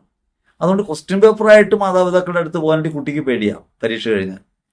ഇനി മാർക്ക് പേപ്പർ കിട്ടുന്ന ദിവസവും, ഉത്തരക്കടലാസ് കിട്ടുന്ന ദിവസവും, പ്രോഗ്രസ് കാർഡ് കിട്ടുന്ന ദിവസവും കുട്ടികൾ അകന്നു നിൽക്കും. കാരണം എന്താ? തങ്ങൾക്ക് മാർക്ക് കുറഞ്ഞു പോയതറിഞ്ഞാൽ ഇവർ തങ്ങളെ ശിക്ഷിക്കും, കോപിക്കും എന്നുള്ളതുകൊണ്ടാണ്. ഒരാളുടെ വീഴ്ചയിൽ ഇയാളെ വീണ്ടും അടിക്കുന്നത് എത്ര ഹീനമായ പ്രവൃത്തിയാണ്. നമ്മളെപ്പോഴും ലോകത്തെ അങ്ങനെ വിധിച്ചുകൊണ്ടിരിക്കുന്നത്. ലോകം ആകെ ശരിയല്ല, ഇവിടെ ആകെ കുഴപ്പക്കാരാണ്. നമ്മൾ ആ പറയുന്നതിന് പകരം ഈ ലോകത്തെ സ്നേഹിച്ചാലോ? കുറവുകളും പോരായ്മകളുമുള്ള, വീഴ്ചകളുള്ള നമ്മെ ക്രിസ്തു സ്നേഹിച്ചതുപോലെ നമ്മൾ സ്നേഹിക്കാൻ കടപ്പെടുകയാണ്. അതുകൊണ്ട് ക്രിസ്തുവിന്റെ സ്നേഹം ഞങ്ങൾ ഉത്തേജിപ്പിക്കുന്നു. എന്തിനാണ് ഉത്തേജിപ്പിക്കുന്നത്? ക്രിസ്തു എങ്ങനെയാണോ നമ്മെ സ്നേഹിച്ചത് അതുപോലെ മറ്റുള്ളവരെ സ്നേഹിക്കാനാണ്. അങ്ങനെ സ്നേഹമാണ് പാപത്തിന്മേൽ വിജയം നേടുക. റോമൻ ലേഖനത്തിൽ 13-ാം അധ്യായത്തിൽ 8 മുതൽ 10 വരെ തിരുവചനങ്ങളിൽ അവിടെ നിന്ന് പറയുന്നുണ്ട്, എല്ലാ പാപങ്ങളുടെയും കറ കഴുകാൻ ശക്തിയുള്ള ഒന്നാണ് സ്നേഹം. ആ സ്നേഹമാണ് ക്രിസ്തുവിന്റെ രക്തം. തന്റെ ജീവരക്തം ഒഴുക്കാൻ അവിടെ നിന്ന് തയ്യാറായി എന്നതിനർത്ഥം തന്നെ പകുത്തു നൽകാൻ തയ്യാറായി എന്നതിനർത്ഥം അത്രത്തോളം ഗാഢമായി അവിടെ നമ്മളെ സ്നേഹിച്ചു എന്നാണ്. നമ്മൾ ഈ ലോകത്തെ സുവിശേഷം പറയുമ്പോൾ നിങ്ങളുടെ ജീവിതത്തിൽ ദുരിതമുണ്ടാകും, നിങ്ങളുടെ ജീവിതത്തിൽ അതിക്രമങ്ങൾ ഉണ്ടാകും, നിങ്ങളെ പിശാച് ആക്രമിക്കും, നിങ്ങളുടെ തെറ്റുകൾ നിങ്ങളുടെ മേൽ ഭാരമായി വരും എന്ന് പറയുന്നതിന് പകരം ഈ ഭാരം ചുവന്ന ക്രിസ്തുവിന്റെ മനോഭാവത്തിലേക്ക് നമ്മൾ വരികയും നിങ്ങൾ ഒരു കാരണവശാലും വിഷമിക്കേണ്ട എന്ന് പറയുകയും ചെയ്താൽ നിശ്ചയമായും ഒരു വീണ്ടെടുപ്പിന്റെ അനുഭവം അത് കേൾക്കുന്നവർക്കുണ്ടാവും. നാം നമ്മുടെ ജീവിത ചുറ്റുപാടുകളിൽ സുവിശേഷം പറയാൻ വിളിക്കപ്പെട്ടവരാ. ജീവിതത്തിന്റെ നിരവധി മേഖലകളിൽ സുവിശേഷം പ്രഘോഷിക്കുന്നവരാണ് നമ്മൾ, അറിഞ്ഞോ അറിയാതെയോ എന്ന് പറഞ്ഞാൽ സാധാരണ ബൈബിൾ ഉദ്ധരിക്കുന്നതാണ് സുവിശേഷ പ്രഘോഷണം എന്നാണല്ലോ നമ്മുടെ തെറ്റിദ്ധാരണ. ബൈബിൾ ഉദ്ധരിക്കുന്നതല്ല സുവിശേഷ പ്രവർത്തനം. ബൈബിൾ വചനങ്ങൾ പ്രഘോഷിക്കുന്നതല്ല സുവിശേഷ പ്രഘോഷണം. ക്രിസ്തുവിനെ പ്രഘോഷിക്കുന്നതാണ്. വചനമാകുന്ന ക്രിസ്തുവിനെ ജീവിതത്തിനകത്ത് എത്രത്തോളം നമുക്ക് സ്വീകരിക്കാൻ കഴിയുന്നുവോ, മറ്റുള്ളവരുടെ കുറവുകൾ അംഗീകരിക്കുകയും അവരെ സ്വീകരിക്കാനും കഴിയുന്നുവോ, അത്രത്തോളം നാം ഈ ലോകത്തെ നേടുകയാണ്, വീണ്ടെടുക്കുകയാണ്. അതുകൊണ്ട് നിങ്ങൾ ഏതവസ്ഥയിലാണെങ്കിലും ഏത് വീഴ്ചയിലാണെങ്കിലും എന്തൊക്കെ കുറവുകൾ നിങ്ങൾക്കുണ്ടെങ്കിലും ക്രിസ്തു നിങ്ങളോടൊപ്പം ഉണ്ടെന്നും അവൻ സ്നേഹമാണെന്നും അവൻ നിങ്ങൾക്ക് വേണ്ടി മരിച്ചുവെന്നും നിങ്ങളോട് ഞാൻ പറയേണ്ടത് നിങ്ങൾക്ക് വേണ്ടി ഞാൻ അപ്രകാരമായിക്കൊണ്ടാണ്. അവരനെ പ്രതി അവനവൻ ഉപേക്ഷ നടത്തുന്ന ഒരു സ്നേഹപ്രവൃത്തി എന്നിൽ നിന്നുണ്ടാകുമ്പോൾ മാത്രമാണ് സ്നേഹം എല്ലാ പാപങ്ങളെയും കഴുകുന്നു, സ്നേഹം എല്ലാ കറകളും മായ്ക്കുന്നു എന്ന വചനം അർത്ഥപൂർണ്ണമാകുന്നു. റോമർ 13-ാം അധ്യായം 8 മുതൽ 10 വരെ സ്നേഹത്തെക്കുറിച്ച് പറയുന്നുവെന്ന് ഞാൻ നിങ്ങളോട് പറയുമ്പോൾ അവിടെ ക്രിസ്തു പറഞ്ഞ വചനം എൻ്റെ ജീവിതത്തിന്റെ പ്രയോഗ വഴിയായി മാറുന്നുവെങ്കിൽ മാത്രമേ, അങ്ങനെ അകമഴിഞ്ഞ ഒരു സ്നേഹഭാവം എന്നിൽ നിന്നുണ്ടാകുന്നുവെങ്കിൽ മാത്രമേ എന്നെ കേൾക്കുന്ന നിങ്ങൾക്ക് ആ സ്നേഹം അനുഭവിക്കാൻ കഴിയൂ. അതുകൊണ്ട് കുറവും പോരായ്മയുള്ളവരാണ് നമ്മൾ. കുറവുകളെയും പോരായ്മകളെയും കുറിച്ചല്ല ചിന്തിക്കേണ്ടത്, ആ കുറവുകളെയും പോരായ്മകളെയും പരിഗണിക്കാത്ത ദൈവത്തിന്റെ സ്നേഹത്തെക്കുറിച്ചാണ്. അതുകൊണ്ട് ലോകം മുഴുവൻ പാപികളാണെന്നും പാപത്തിന്റെ അടിമത്തത്തിലാണെന്നും ഈ ലോകം ശരിയാവില്ലെന്നും കരുതുന്ന മതപരമായ ഒരു ധാരണയ്ക്കപ്പുറത്ത്, അത് മതാത്മകമായ ധാരണയാണ്. ഞങ്ങൾ പറയുന്നത് പോലെ അല്ലാത്തവരൊക്കെ കുഴപ്പക്കാരാണ്, ഈ മതം അനുശാസിക്കുന്ന കാര്യങ്ങൾ പറയാത്തവരൊക്കെ വീഴ്ചയിലാണ്, ഇവർക്ക് സ്വർഗമില്ല. ഒരു ഭാവി സ്വർഗത്തെക്കുറിച്ച് മാത്രം പറയല്ല യഥാർത്ഥ സുവിശേഷ പ്രഘോഷണം. അത് ഒരു ജീവിതത്തിനകത്ത് ദൈവസ്നേഹം അനുഭവിക്കാനും കാരുണ്യം അനുഭവിക്കാനും അങ്ങനെ സ്നേഹമായി പരിവർത്തിതമാകാനും പ്രേരണ നൽകുന്ന ഒന്നാണ്. നാളെ നടക്കാൻ പോകുന്ന ഒരു കാര്യത്തെക്കുറിച്ച് ഇന്നേ പറയുന്നതിന് അർത്ഥമില്ല. നമ്മളൊക്കെ ഈ ജീവിക്കുന്ന ഭൂമിയിൽ എങ്ങനെ ഈ ദൈവരാജ്യ അനുഭവത്തിലേക്ക് ലോകത്തെ കൊണ്ടുവരാൻ പറ്റുമെന്നുള്ളതിന് നമ്മുടെ ജീവിതം കൊണ്ടാണ് നമ്മൾ അടയാളപ്പെടുത്തേണ്ടത്.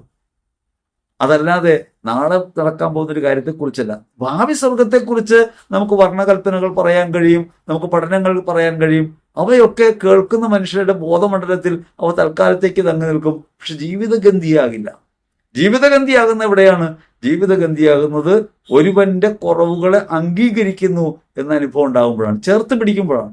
ആ ചേർത്ത് പിടിക്കുന്ന മനുഷ്യനെ ആർക്കും തള്ളിക്കളയാൻ കഴിയില്ല. അങ്ങനെ സ്നേഹിക്കുന്ന മനുഷ്യനെ ആർക്കും തള്ളിക്കളയാൻ കഴിയില്ല.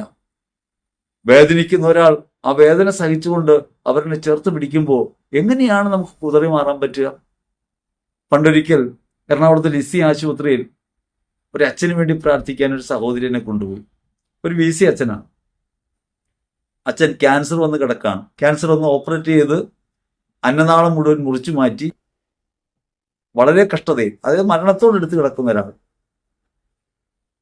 അദ്ദേഹം ജീവിക്കുന്നത് യഥാർത്ഥത്തിൽ ഭക്ഷണമില്ലാതെയാണ്. ഭക്ഷണം കഴിക്കാൻ നിവൃത്തിയില്ല, വിശുദ്ധ കുർബാന സ്വീകരിക്കാൻ നിവൃത്തിയില്ല. കുർബാനയിൽ തിരുരക്തമാണ് അദ്ദേഹത്തിന് കൊടുക്കുന്നത്, വേറൊന്നും സ്വീകരിക്കാൻ കഴിയില്ല. അദ്ദേഹത്തിന്റെ ബെഡിന്റെ അരികിൽ വിശുദ്ധരെല്ലാം പടവൊട്ടിച്ച് വെച്ചിട്ടുണ്ട്, പരിശുദ്ധമയും വിശുദ്ധരും ഒക്കെ ഉണ്ട്. ഞാൻ പ്രാർത്ഥിക്കാൻ ചെന്നു. അദ്ദേഹം അഭിഷിക്തനാണ്, സഹനത്തിന് അളവിൽ കിടക്കുന്ന മനുഷ്യനാണ്. യഥാർത്ഥത്തിൽ നാം അദ്ദേഹത്തിന് വേണ്ടി പ്രാർത്ഥിക്കുന്നതിനേക്കാൾ അദ്ദേഹം നമുക്ക് വേണ്ടി പ്രാർത്ഥിക്കുന്നതായിരിക്കും നല്ലത്. മാനസാന്തരത്തിന്റെ ആദ്യത്തെ ഘട്ടത്തിലാണ് ഞാൻ അദ്ദേഹത്തിന് വേണ്ടി പ്രാർത്ഥിച്ചു, തലേക്ക് വെച്ച്. അദ്ദേഹം സമ്മതിച്ചു. ഞാൻ പ്രാർത്ഥിച്ചപ്പോൾ അദ്ദേഹം ചുറ്റും ചൂണ്ടിക്കാട്ടി. വിശുദ്ധാത്മാക്കളൊക്കെ കൂടെ ഉണ്ടെന്നാണ്, അദ്ദേഹം സ്വർഗത്തിലാണെന്നാണ്. ആകെ അദ്ദേഹത്തിനുള്ള പ്രതികരണം എന്താണെന്ന് അറിയാമോ? ഹോ എന്ന് പറയും, വേറെ ഒന്നുമില്ല, ശബ്ദമില്ല, സംസാരിക്കുന്നില്ല, കണ്ണുകൾ വെട്ടിത്തിളങ്ങാണ്, മുഖം പ്രകാശിക്കുക. അങ്ങനെ മരണവുമായി നേരിട്ട് അഭിമുഖത്തിലായിരിക്കുന്ന ഒരാൾ, ദൈവത്തെ മരണശേഷം കാണാമെന്നല്ല, ജീവിതത്തിൽ തന്നെ ഈ വേദനയുടെ പാരമ്യത്തിൽ തന്നെ കണ്ടുമുട്ടുന്ന ഒരാൾ. ഞാൻ പ്രാർത്ഥിച്ചു കഴിഞ്ഞപ്പോൾ, യാത്ര പറയാനായി തുടങ്ങിയപ്പോൾ അദ്ദേഹം എൻ്റെ കയ്യിൽ കയറി പിടിച്ചു. എന്നിട്ട് എന്നോട് മുട്ടുകുത്താനായി കാണിച്ചു, തല താഴ്ത്താൻ. ഞാൻ മുട്ടുകുത്തി അദ്ദേഹത്തിന് മുമ്പിൽ നിന്നപ്പോൾ അദ്ദേഹം എൻ്റെ ശിരസിൽ കൈവച്ചു. എന്നിട്ട് അദ്ദേഹം പ്രാർത്ഥിച്ചു. ശബ്ദത്തിലൊന്നുമല്ല, കൈവച്ചിട്ടുണ്ടെന്നേ ഉള്ളൂ. പക്ഷെ അദ്ദേഹം എൻ്റെ ശിരസിൽ കൈവച്ച സമയത്ത് എൻ്റെ ജീവിതത്തിൽ ഞാൻ സഭയ്ക്കെതിരായി തിരിഞ്ഞിട്ടുള്ള, സഭയെ അപഹസിച്ച, ആക്ഷേപിച്ച ഓരോ നിമിഷവും എൻ്റെ മുമ്പിൽ വന്നു. ഞാൻ അവഹേളിച്ച ഓരോ പുരോഹിതനും എൻ്റെ മുമ്പിൽ വന്നു. അദ്ദേഹം ഒരക്ഷരം പോലും ഉരിയാടിയില്ലെങ്കിലും ആ ലിസി ആശുപത്രിയുടെ മുറിയിൽ മുഴങ്ങുന്ന ശബ്ദത്തിൽ ഞാൻ പൊട്ടിക്കരഞ്ഞു, അലറിക്കരഞ്ഞു. എൻ്റെ ജീവിതത്തിൽ ഞാൻ ചെയ്ത നിരവധിയായ പാപങ്ങൾ ക്ഷമിക്കപ്പെടുന്ന അനുഭവം എനിക്കുണ്ടായി.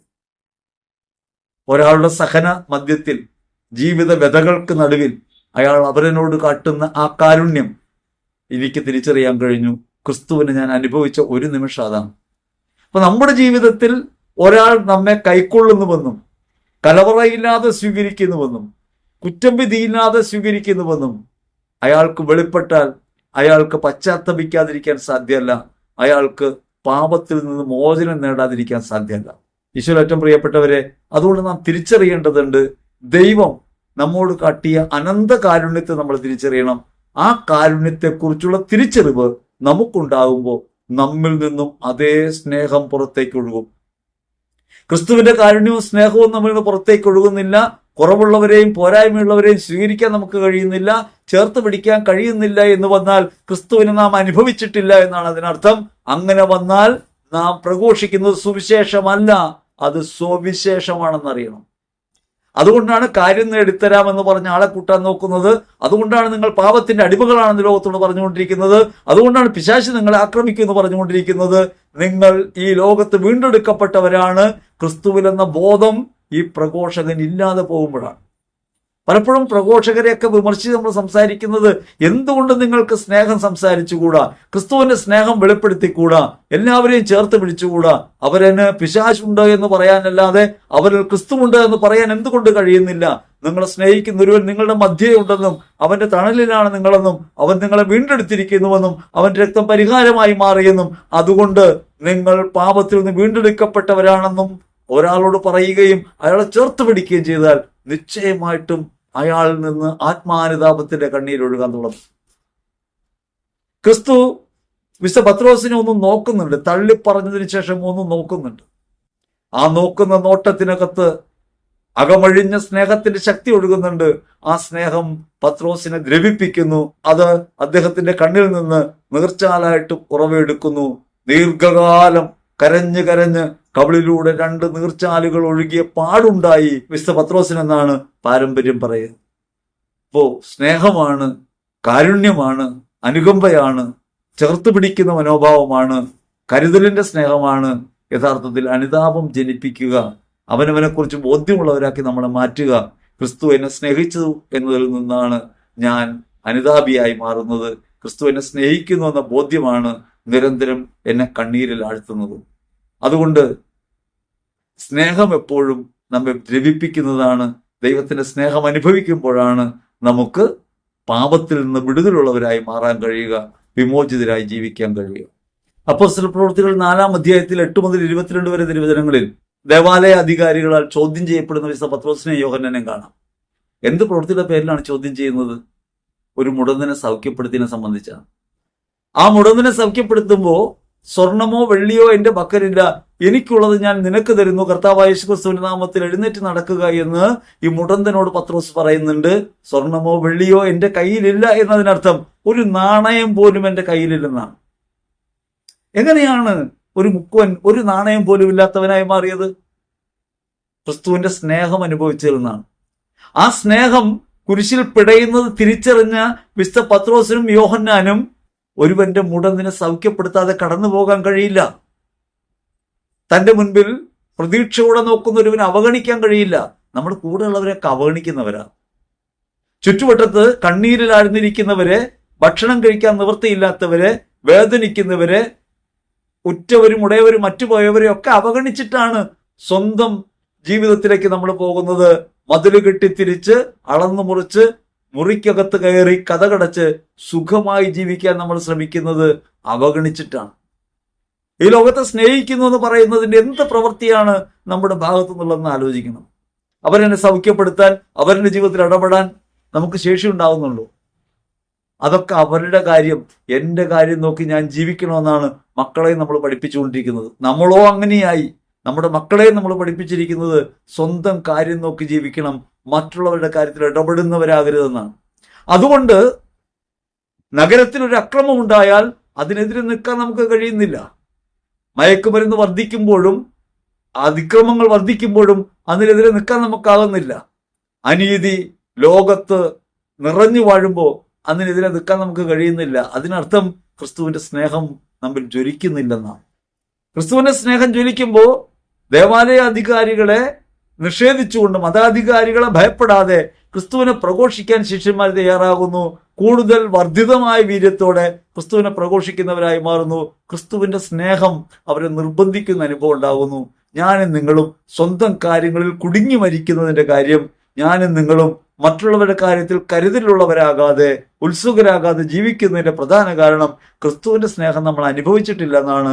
നമുക്ക് വേണമെങ്കിൽ കുറ്റം വിധിക്കാം, ലോകത്ത് മുഴുവൻ അതിക്രമമാണെന്ന് പറയാം, ആകെ കുഴപ്പം പിടിച്ച് ലോകമാണെന്ന് പറയാം, ഈ ലോകം നേരെയാവില്ലെന്ന് പറയാം. ഇതൊക്കെ പറയാനായിട്ട് ക്രിസ്തുവിനെ കാണേണ്ട കാര്യമില്ല. ക്രിസ്തുവിനെ ഒരാൾ കണ്ടുമുട്ടിയാൽ, ആ സ്നേഹം അനുഭവിച്ചാൽ നിശ്ചയമായിട്ടും ലോകത്തെ ചേർത്ത് പിടിക്കാൻ കഴിയും. കുറവും പോരായ്മയുള്ളവരെയും ചേർത്ത് പിടിക്കുന്നതിന്റെ പേരാണ് സ്നേഹം. നമുക്ക് അംഗീകരിക്കാൻ കഴിയാതെ പോകുമ്പോഴും അപരത്വത്തെ മാനിക്കുന്നതിന്റെ പേരാണ് സ്നേഹം. അവരന്റെ കുറവുകളിലേക്ക് സ്വന്തം ജീവിതം പകർന്നു നൽകാൻ കെൽപ്പ് കാണിക്കുന്നതിന്റെ പേരാണ് സ്നേഹം. ആ സ്നേഹമാണ് ക്രിസ്തുവിൽ വെളിപ്പെട്ടത്. ആ സ്നേഹമാണ് ലോകത്ത് മുഴുവൻ ക്രിസ്തുവിനെ പ്രകാശിപ്പിക്കുന്നത്. 1 കൊരിന്ത്യർ ലേഖനത്തിന് 6-ാം അധ്യായത്തിൽ 1 മുതൽ 11 വരെ വിശ്വാസികളുടെ വ്യവഹാരത്തെക്കുറിച്ച് പറയുന്നുണ്ട്. നിങ്ങൾക്കതിലൊരു അതിക്രമം ഉണ്ടാകുമ്പോൾ നിങ്ങൾ ന്യായാസനങ്ങളെ സമീപിക്കുന്നു. നിങ്ങൾ എന്തിനാണ് അങ്ങനെ പോകുന്നതെന്ന് ചോദിക്കുന്നു. നമ്മളതിന് പറയുന്നത് വിജാതിയുടെ കോടതികൾ എന്ന അർത്ഥത്തിൽ മാത്രമാണ്. നിങ്ങൾക്കെതിരെ അതിക്രമം ഉണ്ടാകുമ്പോൾ നിങ്ങൾക്ക് നീതിയായി എന്തുകൊണ്ട് വിധിക്കാൻ പറ്റുന്നില്ല എന്നുള്ളത്. വിശുദ്ധർ വിശുദ്ധരെ വിധിക്കുമെന്ന് നിങ്ങൾക്ക് അറിഞ്ഞുകൂടെ? എങ്ങനെയാണ് വിശുദ്ധർ ലോകത്തെ വിധിക്കുന്നത്? വിധിക്കുന്നത് കാരുണ്യം കൊണ്ടാണ്, ക്രിസ്തുവിന്റെ സ്നേഹം കൊണ്ടാണ്. ക്രിസ്തു എങ്ങനെയാണ് ഈ ലോകത്തെ നേരിടുന്നത്? സ്നേഹം കൊണ്ടാണ്, സ്വയാർപ്പണം കൊണ്ടാണ്. ക്രൈസ്തവരെന്ന നിലയ്ക്ക് ലോകത്ത് ജീവിക്കുമ്പോൾ ഈ ലോകത്തിന്റെ അതിക്രമങ്ങളെക്കുറിച്ച് പരാതിപ്പെടുകയും അതിക്രമങ്ങളിൽ നിന്ന് മോചനം നേടാൻ വേണ്ടി ന്യായാസനങ്ങളെ സമീപിക്കുകയും ചെയ്യുമ്പോൾ നാം തിരിച്ചറിയേണ്ടത് നാം ഇപ്പോഴും ക്രിസ്തുപക്ഷത്ത് നിന്നല്ല ലോകത്തെ വീക്ഷിക്കുന്നത്. നാം വിധി പറയുന്നത് മാനുഷികമായിട്ടാണ്, ക്രൈസ്തവമായ മാനത്തോടെയല്ല. 1 കൊരിന്ത്യർ 6:7 ഒരു കാര്യം പറയുന്നുണ്ട്. നിങ്ങൾക്കിടയിൽ വ്യവഹാരങ്ങൾ ഉണ്ടാകുന്നത് തന്നെ നിങ്ങളുടെ പരാജയമാണ്. നിങ്ങൾക്ക് എന്തുകൊണ്ട് ദ്രോഹം ക്ഷമിച്ചുകൂടാ? വചനം ചോദിക്കാം. നിങ്ങൾക്ക് എന്തുകൊണ്ട് ദ്രോഹം ക്ഷമിച്ചുകൂടാ? ഈ ദ്രോഹം ക്ഷമിക്കുക എന്നതാണ് സ്നേഹപ്രവൃത്തി. ആ സ്നേഹപ്രവൃത്തി ദ്രോഹിക്കുന്നവനെ പോലും തിരികെ വിളിക്കുന്നു സ്നേഹത്തിലേക്ക്, ആത്മാനുതാപത്തിലേക്ക്. ആ പ്രവൃത്തിയാണ് നമ്മൾ ചെയ്യേണ്ടതെന്നാണ് വചനം നമ്മൾ ഓർമ്മിപ്പിക്കുന്നത്. അനീതി പ്രവർത്തിക്കുന്നവൻ ദൈവരാജ്യം അവകാശമാക്കില്ല. കാരുണ്യമില്ലാത്തവൻ, കരുണ ചൊരിയാത്തവൻ, അവന്റെ പ്രവൃത്തി അനീതിയാണ്. കാരുണ്യം പ്രവർത്തിക്കുന്നതാണ് നീതി. ദൈവത്തിന്റെ നീതി ശിഷ്ടന്റെ മേലും ദുഷ്ടന്റെ മേലും മഴ പെയ്യുകയും നീതിമാന്റെ മേലും നീതിരഹിതന്റെ മേലും സൂര്യൻ ഉദിപ്പിക്കുകയും ചെയ്യുന്നതാണ്. ആ നീതിയാണ് നമുക്കുണ്ടാകേണ്ടത്. ആ നീതി കാരുണ്യമാണ്. ആ കാരുണ്യം പ്രവർത്തിക്കുന്നില്ലെങ്കിൽ ദൈവരാജ്യം അവകാശമാക്കുകയില്ല.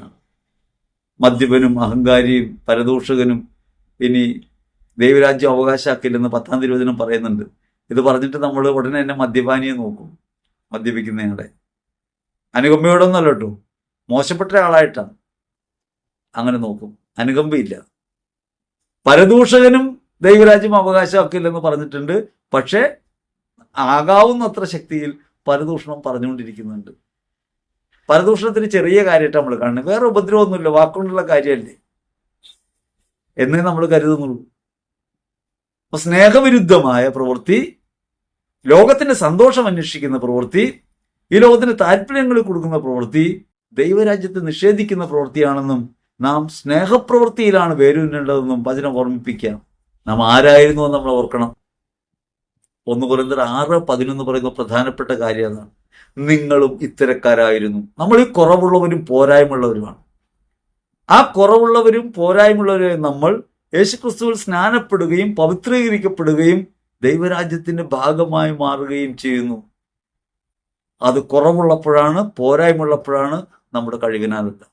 ക്രിസ്തു വെളിപ്പെടുത്തുന്നത് സ്നേഹത്തെ സംബന്ധിച്ചാണ്. സ്നേഹം എന്നത് അവരെ ചേർത്ത് പിടിക്കുന്ന പ്രവൃത്തിയാണ്, മറ്റുള്ളവരുടെ കുറവുകൾ ക്ഷമിക്കുന്ന പ്രവൃത്തിയാണ്, സഹോദരന്റെ ദ്രോഹങ്ങൾ ക്ഷമിക്കുന്ന പ്രവൃത്തിയാണ്. അപരത്വത്തെ ഇങ്ങനെ ഉൾക്കൊള്ളാനും ചേർത്ത് പിടിക്കാനും നിങ്ങൾക്കാകുമെങ്കിൽ നിങ്ങളിലൂടെ പ്രവഹിക്കുന്നത് ക്രിസ്തുവിന്റെ സ്നേഹമാണ്. അതാണ് യഥാർത്ഥ സുവിശേഷ പ്രഘോഷണം. ആ പ്രഘോഷണത്തെ നിഷേധിക്കാൻ ആർക്കും സാധ്യമല്ല. അത് അനുതാപം ജനിപ്പിക്കും. കൂടുതൽ ക്ഷമിക്കുമ്പോൾ കൂടുതൽ സ്നേഹിക്കും. കൂടുതൽ സ്നേഹിച്ചുകൊണ്ട് കൂടുതൽ അനുതാപത്തിലേക്ക് ലോകത്തെ നയിക്കാൻ എനിക്ക് നിങ്ങൾക്കും കഴിയണം. ക്രിസ്തുവിൽ വെളിപ്പെട്ട ആ സ്നേഹം നമ്മുടെ ജീവിതത്തെ ഗ്രസിക്കട്ടെ. ജീവിതത്തിൽ ഓരോ പ്രവൃത്തിയും അപ്രകാരം സുവിശേഷമായി മാറട്ടെ. ദൈവം സമൃദ്ധമായി നമ്മെ അനുഗ്രഹിക്കട്ടെ എന്ന് ഹൃദയപൂർവ്വം ആശംസിക്കുന്നു. ആമേൻ.